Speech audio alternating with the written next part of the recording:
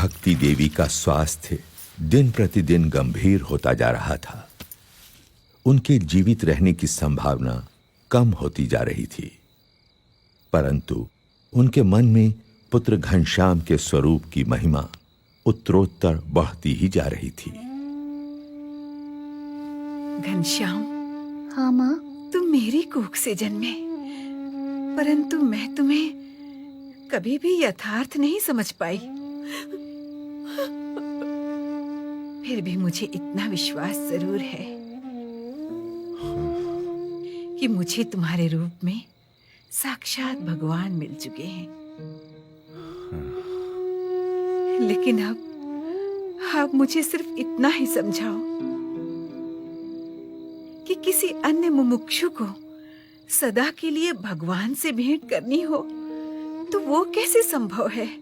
हाँ माँ, सच्चे भगवानमय संत के सत्संग और प्रसंग से मुमुक्षु को भगवान की भेंट होती है।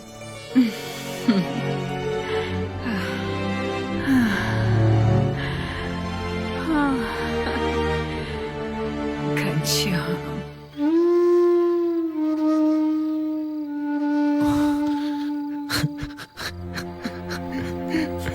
पिताजी,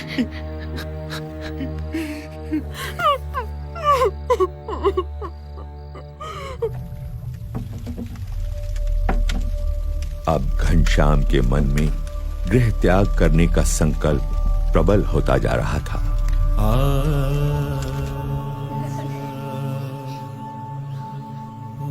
उनका वैराग्यपूर्ण बर्ताव देखकर अयोध्या वासियों को भी चिंता रहती थी कि घनश्याम कहीं चले तो नहीं जाएंगे।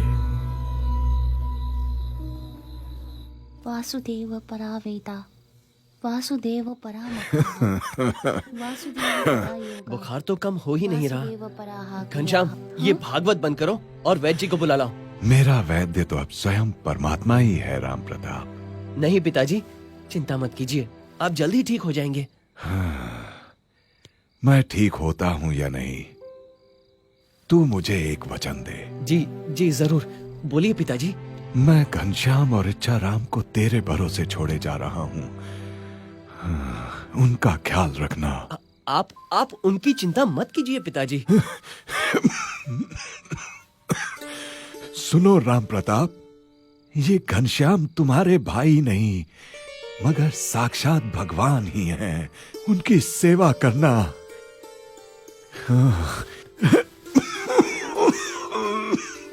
पिताजी, ये लीजिए। पिताजी, आपकी हालत गंभीर है, मुझे डर लग रहा है। मुझे वैद्य को बुलाने दीजिए पिताजी।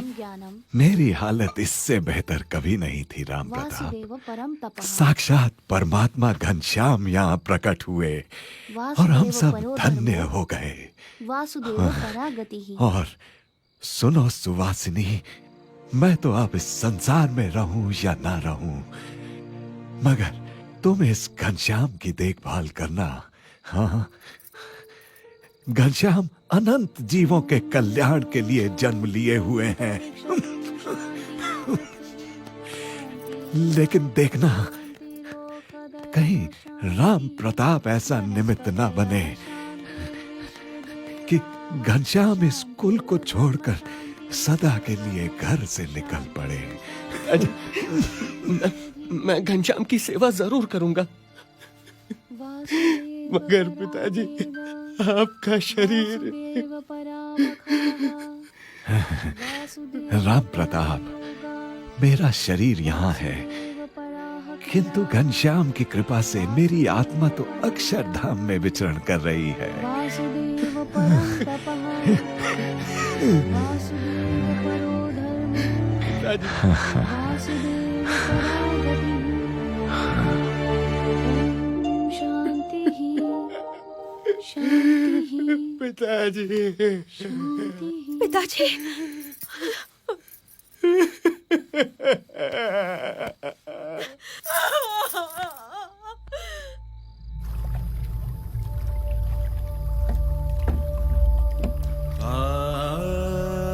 घनश्याम की अयोध्या की लीला समाप्ति पर थी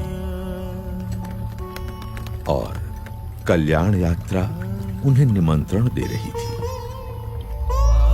वैसे भी अयोध्यावास तो उनकी कल्याण यात्रा की भूमिका भर था, मात्र एक पड़ाव जहां से घनश्याम अपनी कल्याण यात्रा का आरंभ करने वाले थे।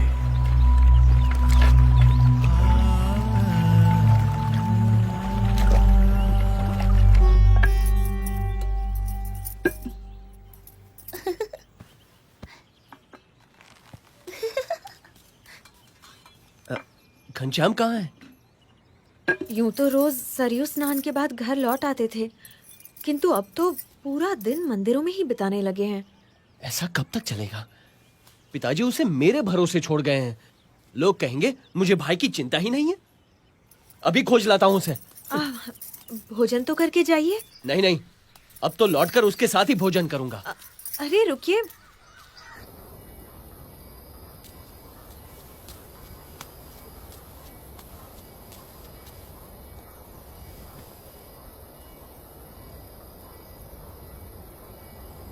घनश्याम,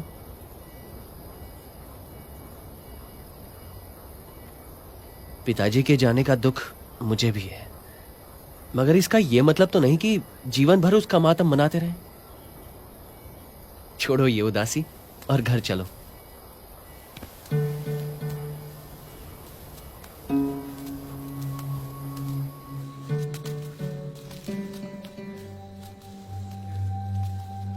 बड़े भैया, संसार से मेरे सारे बंधन टूट चुके हैं। कहीं किसी से भी मेरा लगाव नहीं रहा। माँ और पिताजी ने मुझे पहचान लिया तो उन्हें मुक्ति दे दी। अब जो जो मुझे पहचान लेंगे, मैं उनकी मुक्ति के द्वार खोलूंगा। मेरा जन्म अनंत जीवों की मुक्ति के लिए ही तो हुआ है।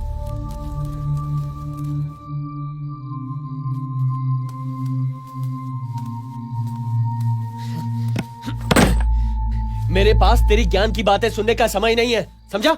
अब से घर के बाहर पैर रखा ना तो तेरी टांगे तोड़ दूंगा।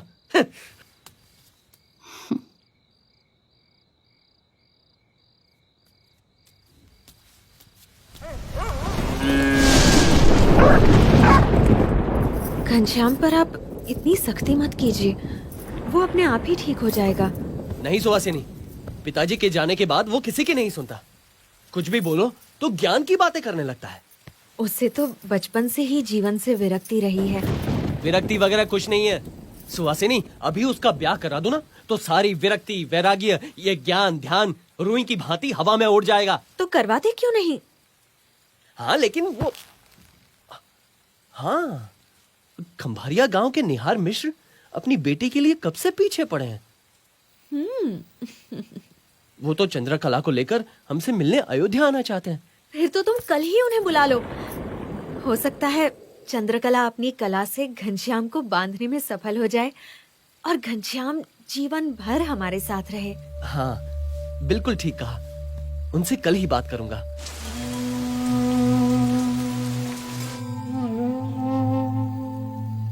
चलो भोजन ले लो, रात बहुत हो गई है। तुम्हारे भैया और इच्छाराम तो भोजन करके कब के सो गए।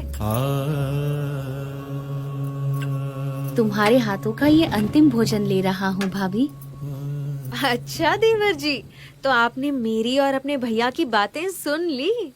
अभी तो केवल मंगनी आई है, ब्याह लगन तो अभी बाकी है। फिर मेरे हाथों की रसोई को तिलांजलि देना। सुवासिनी को क्या पता था कि अपनी कल्याण यात्रा के लिए घनश्याम केवल उनकी रसोई को ही नहीं, घर, परिवार, संसार के हर एक सुख को तिलांजलि देने का संकल्प कर चुके थे। उन्हें अपनी भूख से अधिक अनंत जीवों की मुक्ति की भूख की चिंता थी।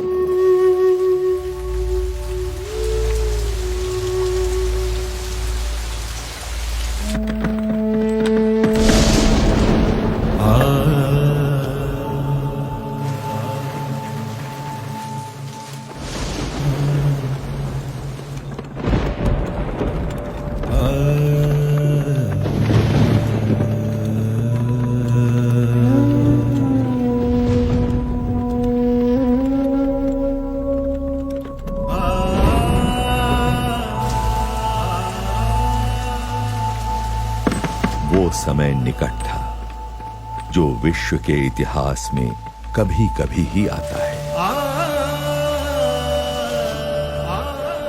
जब कोई संसार के कल्याण के लिए संसार के ही सारे सुखों को त्याग देता है।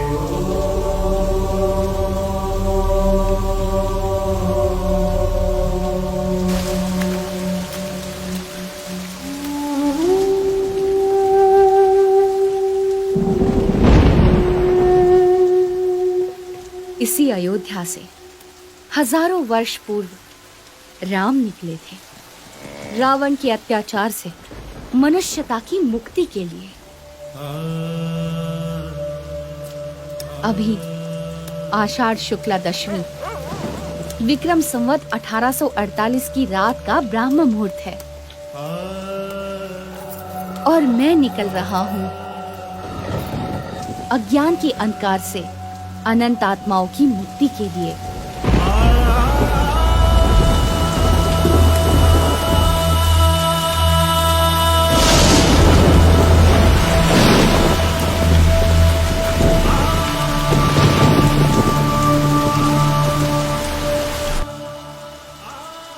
अंधकार में डूबी हुई अयोध्या नगरी के लोग निद्राधीन थे, मनुष्य मात्र की तरह,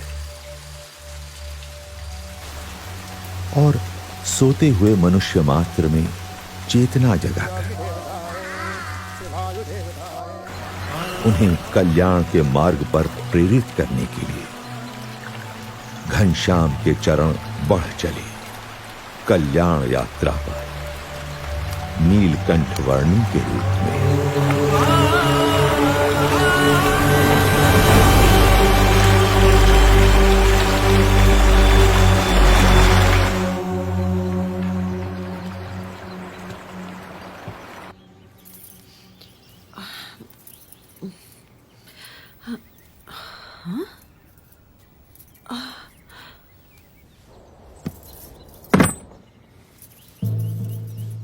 अरे घनश्याम कहाँ चले गए? अरे ये क्या, उनकी सारी चीजें भी नहीं है। अब सुनिए घनश्याम कहीं चले गए हैं। क्या? कहाँ गया? ऐसे ना, कैसे चला जाएगा? कहीं वो हमें छोड़कर तो नहीं चले गए? जरा जाकर ढूंढिए ना उन्हें। यहीं कहीं मंदिर में बैठकर कथा सुन रहा होगा या किसी को ज्ञान की बातें सुना रहा होगा। कहीं मेरे हाथों की रसोई को सच में तिलांजलि तो नहीं देती? चिंता मत करो, वो आ जाएगा। घनश्याम वापस आ जाओ। कहाँ चले गए हो तुम? ठीक है, मैं अभी देख कर आता हूँ।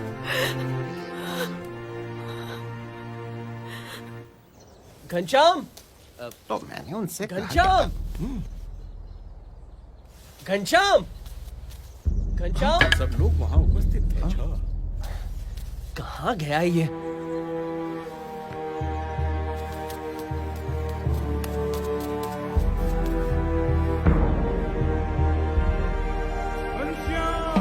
अरे भाई घनश्याम नहीं मिल रहे, चलो वहाँ ढूंढने में मेरी मदद करो। हाँ चलो भाई चलो। पुजारी जी, घनश्याम नहीं मिल रहे हैं, आपने उन्हें देखा? घनश्याम, घनश्याम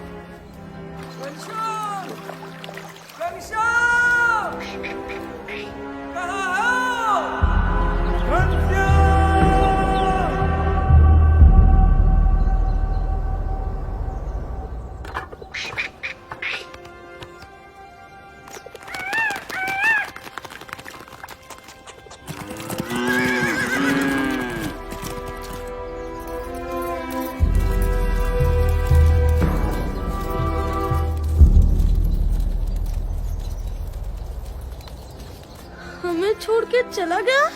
अब हमारे साथ कौन खेलेगा? ए घनश्याम भैया वापस आ जाओ, क्यों चले गए हमको छोड़कर?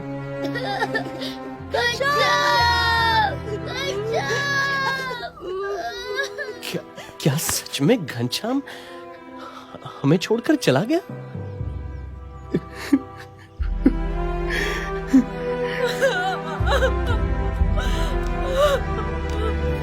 घनश्याम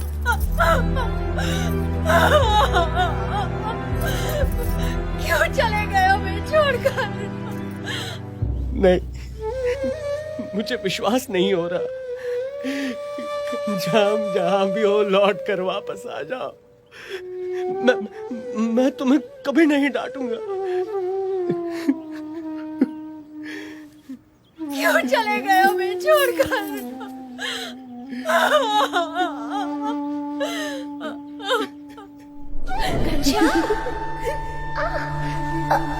मुझे पकड़ पाना बड़े बड़ों के बस में भी नहीं है भाभी। घनश्याम वापस आ जाओ।